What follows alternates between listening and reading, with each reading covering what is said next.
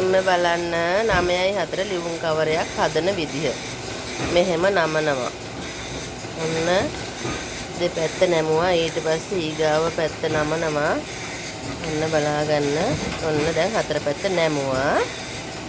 දැන් අපි මේකට ගම් ගාලා අලව ගන්න හදන්නේ.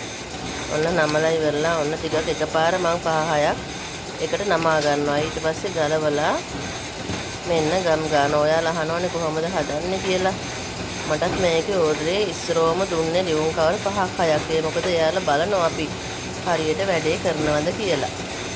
ඊට පස්සේ තමයි ලියුම් කවර මට හදන්න දුන්නේ. දැන් ටික ටික මට ඕඩර් එනවා. මෙන්න බලන්න ලියුම් කවර හදන විදිය. ඔන්න දැක්ක නේද? ඔන්න ලියුම් කවරයක් ඔන්න අලවනවා. ඔන්න අලවපිට මම ඔයාලට හොඳට පෙන්නන්නම්. පොඩ්ඩක් ඉන්න.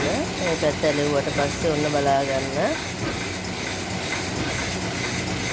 ඔන්න බලන්න ලියුම් කවරේ ඔන්න දැන් හදලා මෙන්න ලියුම් කවරේ අලවලා ඉවරයි.